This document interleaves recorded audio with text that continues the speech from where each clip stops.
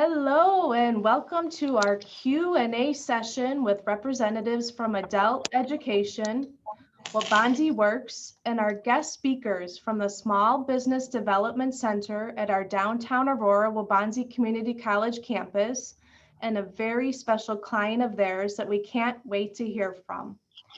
Thank you everyone for taking the time to come together this afternoon so we can learn all about what it takes to start your own business. We are so lucky to have the expertise and knowledge from our Small Business Development Center, and we're fortunate to have a true success story here with us as well. But before we dive into our Q&A panel, Valerie and Jen, could you please introduce yourselves? Sure, I'd be happy to. I'm Valerie Kazubel.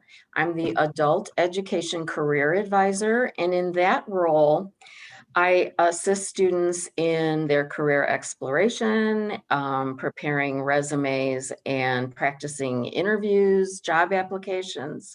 And I also host a weekly job club where students can stop by and ask all their career-related questions.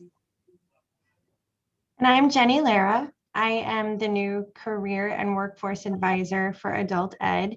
So my job is a little different than Valerie's. I mostly help students find internships and paid work experience, so a lot of work-based learning opportunities. And I'm very new to the job, so honestly, I'm learning too right now. Thank you, and I'm Marlena Rios. I'm also an advisor in adult education. I try my best to help students succeed before, during, and after adult ed classes, especially if they're interested in transitioning to post-secondary training. So Harriet and Megan, in adult education, we have noticed an extreme uptick in interest in students wanting to start their own business. And we wanted to learn how we can best support them.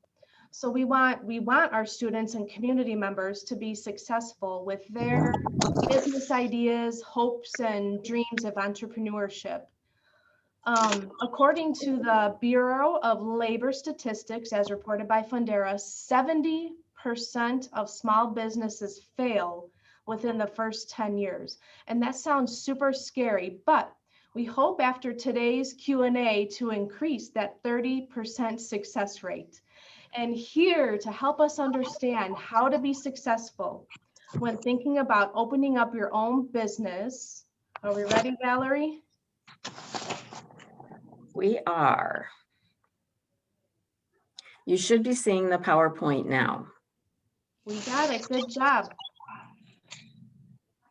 And slide 2 is the manager of the Waubonsee Community College SBDC, Harriet Parker, located at the second floor of the downtown Aurora campus, where you can visit her office and her online site, waubonsee.edu/SBDC. She also offers services in Spanish, and along with her is one of her very talented and successful clients, Megan Cole, who is the owner of MaMaw's Kitchen Food Truck and Restaurant, who also owns and runs a non-medical transportation business and loves to mentor others.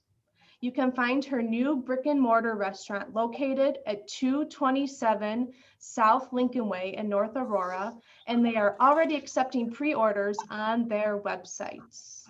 Thank you, Valerie. So we're so excited to hear from you, and we have a few questions and need some guidance. So I guess I'd like to start with Harriet. How did you become passionate about working with SBDC? What exactly is SBDC, and why is there such an increased interest in business entrepreneurship? Sure.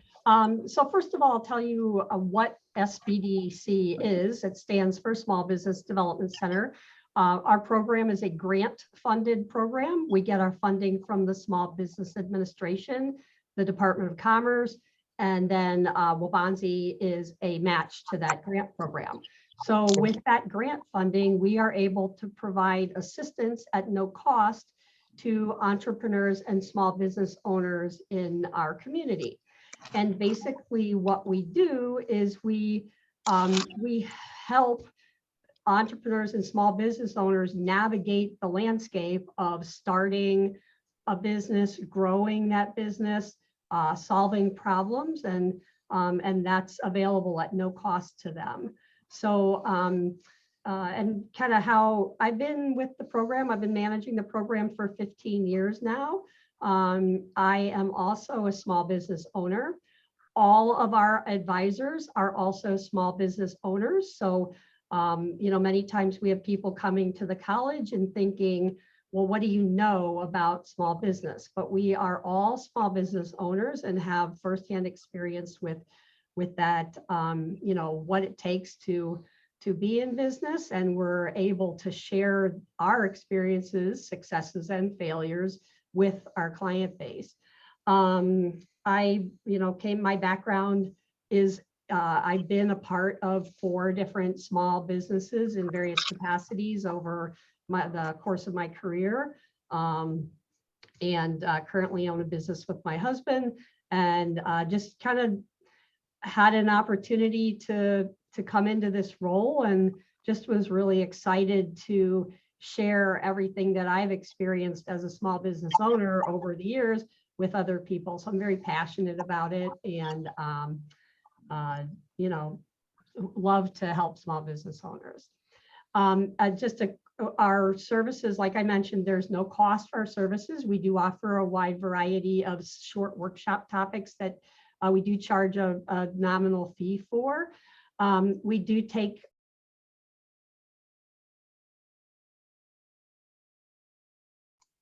unmute myself there. We do take client meetings by appointment. So we're often out of the office meeting with clients at their locations.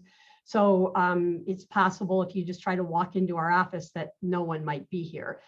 So we do request that you call ahead of time or email us.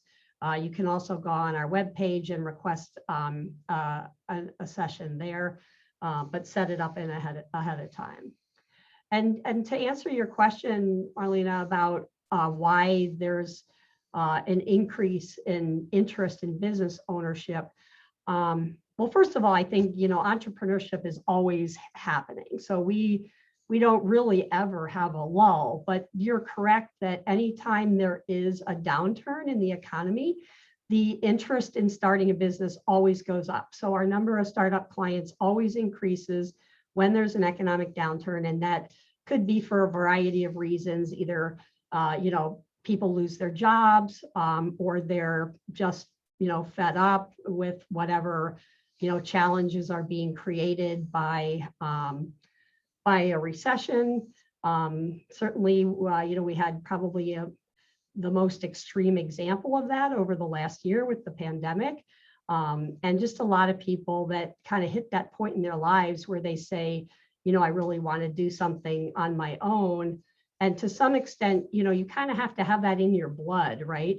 Not everyone is cut out to own their own business, but if it's a passion, then I would definitely encourage people to, at the very least, pursue it. As a, you know, come and talk to someone to find out, you know, is it feasible? What does it take?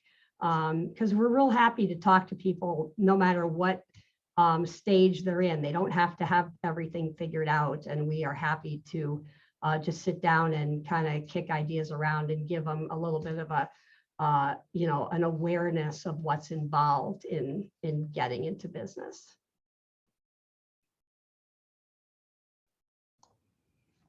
Thank you, Harriet. Valerie? Harriet, along those lines, in adult education, we serve students that are hoping to increase their English language skills and to find meaningful employment in the community. And we serve students that need high school completion credentials. Waubonsee Works pays for some post-secondary training and offer paid student internships as well. We meet regularly with the students and have learned about their increased interest in starting businesses, such as a food truck, opening a home daycare, making, selling baked goods, painting nails, painting interior, exterior structures, landscaping, walking dogs, starting an investment firm, opening a laundromat, opening a supermarket, doing hair, selling real estate, and more. Are some of these ideas feasible or are they unrealistic? And what are some of the setbacks or common mistakes you're seeing with people when starting their own businesses? Sure. So Valerie, first of all, I would say that any or all of those that you listed are feasible ideas for small business. I mean, frankly, just about anything is a feasible idea for a small business. What you have to do is, kind of some of the keys to being successful in getting a business off the ground are understanding the industry you're in, for starters. So, if you want to start a business as a daycare or as a food truck, you have to know a little bit about it. Or you have to be partnered or have employees or other contractors that have expertise in that industry. So I would say that if you're going into an industry that you really know nothing about, usually I would advise that either you try to spend some time working in that industry just to get familiar with the dynamics and then go out and launch your own business. So that would be one approach to that. The other thing is to kind of identify, is there a need or a want in the community for what you're selling? A lot of times entrepreneurs, they're passionate about something, so they start a business based on their passion. But if they don't have a customer base, it doesn't matter how great an idea they think it is. They have to know that there are customers out there that want or need what they're offering. So they need to kind of assess what that need is and kind of look at the competitive landscape to see who else is providing this service or this product. Is there a gap in the market or a niche, like kind of a specialization where you can kind of slide into an area where there are needs or it's not heavily competitive. And the fact that competition might exist is not necessarily a reason not to go into business, because sometimes the fact that competition exists is an indication that there's a want or a need for what you're offering. So, and that's what we do, is we help people that have that interest to kind of sift through some of these things. A lot of times entrepreneurs, they don't know what they don't know. So they don't know what questions to ask, but we do. So, and I do have clients that come in periodically and they say, well, I don't really know why I'm here, but somebody suggested that I go. And that's because we will help you figure out why you're here. And then the third key, and probably the number one key barrier to starting a business, of course, is the everyone's hot topic, and that's money. Because there are a lot of kind of misinformation out there about the availability of grant money to start a business. And that is pretty much a myth. There is not grant money to start a business. So if you want to start a business, you're going to need to come up with that money yourselves. Most lenders, are not going to make a loan to a startup because they don't have any financial history. It's too great a risk. So one of the things that we do is we help our clients, number one, understand what are the financial needs of getting that business started. And then if it's not something that they have the immediate resources to do, then we talk about, are there ways that you can tailor what you're thinking about, a way to start small, a way to reduce the cost of entry into running your own business, and then grow it and leverage your initial success. So we do explore that with clients as well. But I think the thing that's really important is you need to know what you're going into. There are lots of opportunities, but as you mentioned, that 70% failure rate, I would say that it's as high as it is because so many people just wake up one day and they have a great idea and they just do it. And as I always say, Just Do It is Nike's marketing brand, and it is not their business brand, their business plan. Thank you so much, Harriet. Harriet, do you have any experience working with students who haven't finished high school, have a criminal background, or maybe working on their immigration status? I got to tell you, I have clients that come from all walks of life, all situations, all kinds of challenges.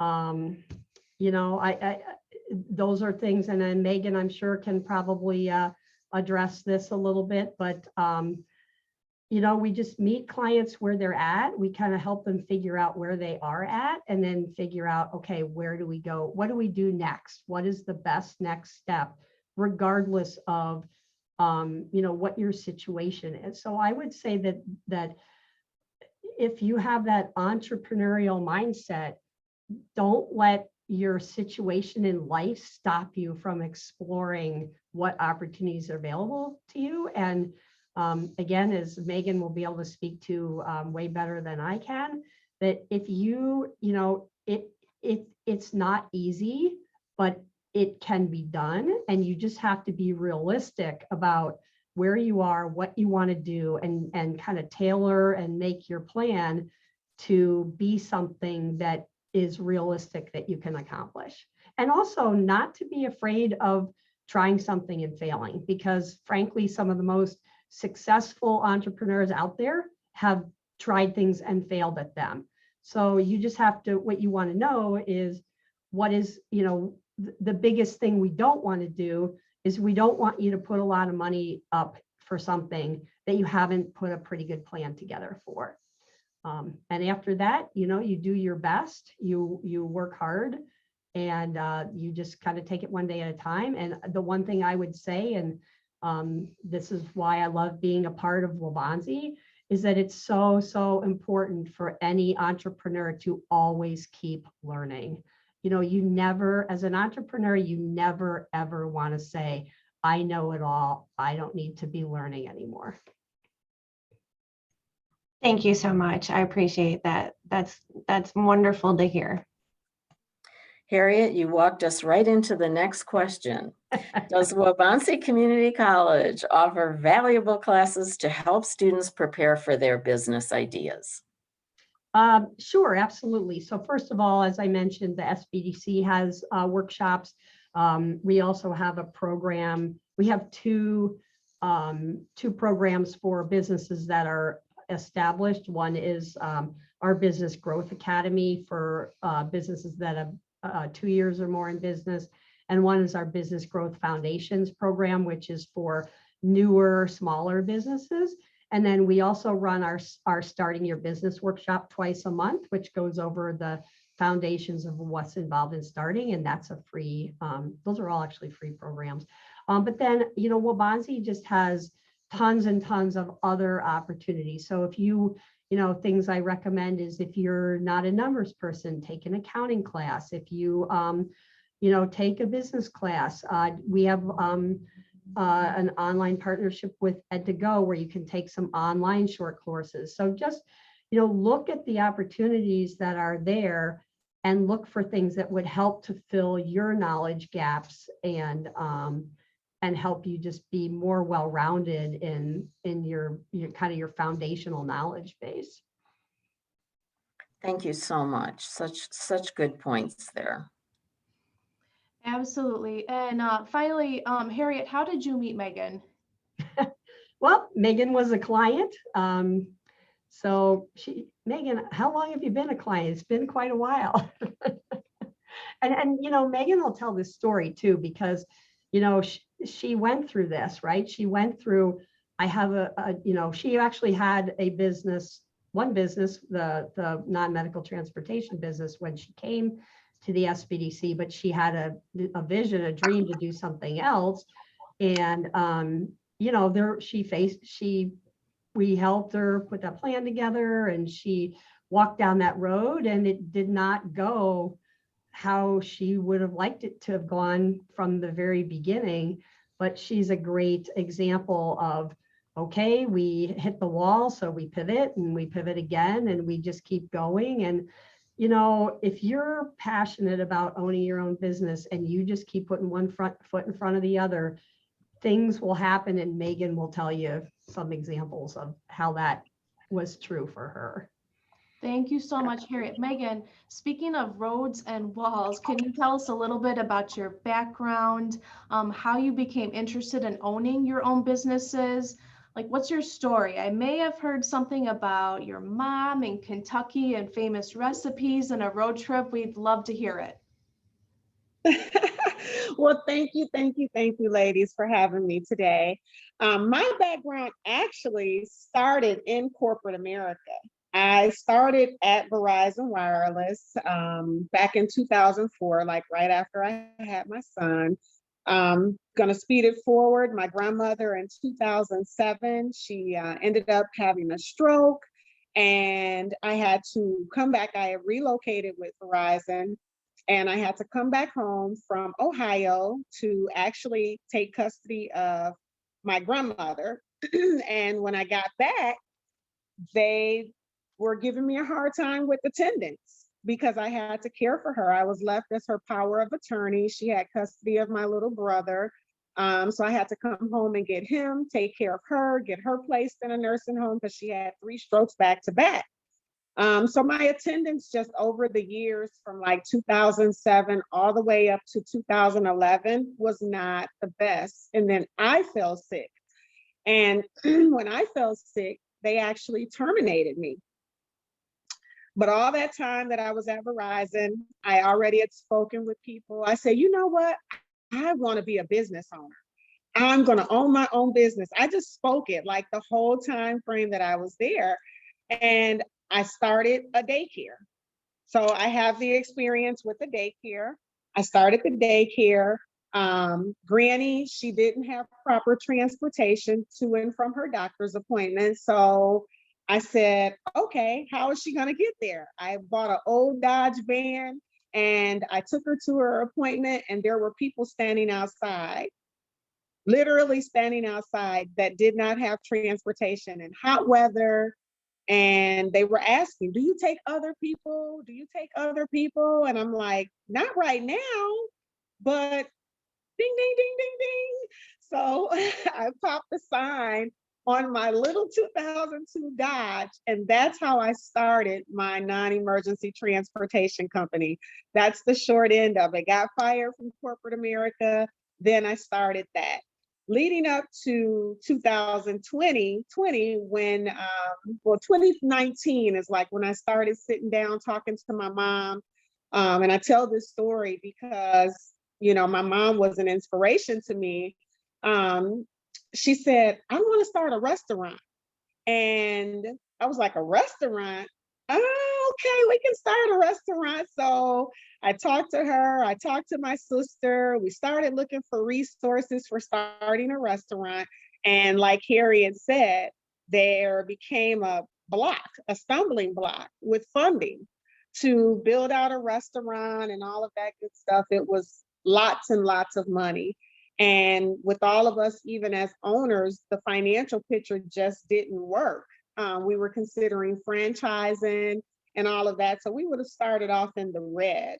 But yeah, I talked to mom in 2019. She's like, I want to start this restaurant. And I'm like, okay. But if you heard my Good Morning America, mom was a felon. So mom didn't have the opportunity like others had to actually go out there and keep getting jobs. It was like a roadblock for her. She kept getting denied. And I told her, I said, Mom, I'm going to create something for you where nobody can ever fire you again. And she said, really? So we sat back down, we came to the round table. The restaurant vision just didn't work. I said, what do you guys think about a food truck? You want to do it? Let's just do it with a food truck. And she was like, well, I'll be there as much as I can. And this is my dream, but you're going to learn these recipes and you're going to cook and your sister's going to learn how to cook. And it kind of just spiraled from there. My mom did have her culinary arts degree. She got that while she was incarcerated. So all of it just added up. My sister had 25 plus years in the restaurant industry. I worked at Popeyes as a young adult. So all of the experience combined just came together after we faced several roadblocks trying to get a brick and mortar, but the majority of that was because of funding. Thank you. You're welcome. Megan, how important are connections and mentors when starting a business? And what advice do you have for students that are facing so many challenges and obstacles, such as learning a new language, finishing school while parenting, working, not having secure housing, income, and all the others? Can you hear me, Valerie? Yes. Okay, sorry about that. My phone kind of buzzed out on me.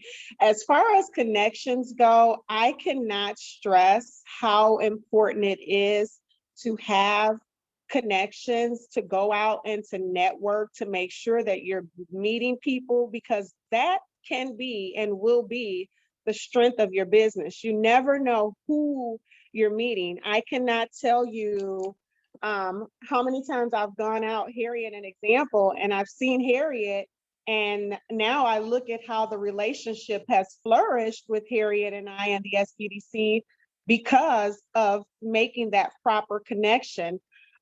Always be kind, always be clean in what you do with your business.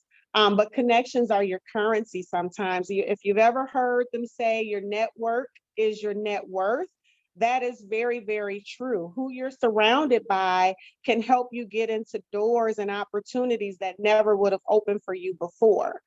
As far as mentors go, I am the coach that can be coached. So I always say remain teachable, remain coachable, because mentors and coaches are your greatest asset as well. They will help you, they will give you proper planning, proper resources to get you to where you need to be. But just remain coachable and remain teachable. That is very, very important. Advice for those that may be, experiencing a loss or securing housing or finishing school while parenting. I am your prime example of a woman that was in school and in the process of starting a business. And I actually went back to school when I was 30. I want to say I was 30, right at 30. And it took me 4 years to get through, almost 4 years to get through my first degree. But one thing about it I can say is never give up. I had two boys that I was raising. I was between sports. I was the traveling mom. I did everything, but never give up. It is very, very possible to parent, work, and go to school at the same time. But again, there is passion. There has to be a lot of passion behind it. And my whole thing then was my kids are watching me. And as long as I kept that at the front of my mind, I knew I was going to finish school, because I knew raising my boys, I would want to see them become very, very successful as young men. I now have a brother that I raised, the one that I told you guys about that I got custody of from my grandmother. He's in the Navy. He's going on his fifth year in the Navy. My son now, who is taking culinary art school in his high school years, he's a senior now, and he's looking to go into a trade in the Navy or the Air Force now. So I just always kept that up front when it came to going back to college. I was like, I gotta finish because I want my kids to see me do something. I want them to see what legacy looks like. When it comes to learning a new language, be open, be teachable, and ask for the proper resources to get you into the doors. I mean, there's video recording, there's tapes. I remember back at Waubonsee when I was taking Spanish and the English, they needed English help, that there were video recordings and audios that you could get from the college that would help you with that kind of stuff. So resources are very, very important. As far as securing your housing, never, ever, ever start a business and your house is not taken care of. Your house must be taken care of first before you can start any type of business. But if you don't have any type of housing, there are resources out there as well that you can ask for in regards to getting help with securing housing. I know Kane County and DuPage County is very helpful with that, because I remember being the single mom as well that had struggles, cars breaking down and things like that when I first started. And there were a ton of resources that were available. But again, it came from individuals like the SBDC, or just networking and going out there and saying, hey, I'm having this issue. And it was one referral after another. So you build those referrals and you ask for help. Never be ashamed to ask for help. That is the biggest takeaway that I could leave you with. Help is very important. And I was one in the beginning that I did not. I was so determined. And, you know, sometimes you think it's embarrassing when you're asking for help, or that it's a weakness. It's not a weakness. It's actually a strength to ask for help. Thank you for such an inspiring answer to that question. You are just truly amazing. Thank you. I have to agree. And on that note of asking for help, if there are students that are looking for help and want to connect with you, Megan, what's the best way that they can get in touch with you? And then after Megan finishes, Harriet, if you could tell us how best students can get in touch with you, please. Absolutely. My email address is Megan Cole 360, and that's MEIGHAN Cole COLE 360 @gmail.com. They can also meet me over at the brick and mortar 227 South Lincoln Way in North Aurora, Illinois, if they want to connect. Also, my website, it's under construction because I'm actually starting in the process of getting my brand trademarked. But for right now, they can reach me on my website at fostercare to CEO at fostercare to CEO global.com. And that would be a way to reach me by website.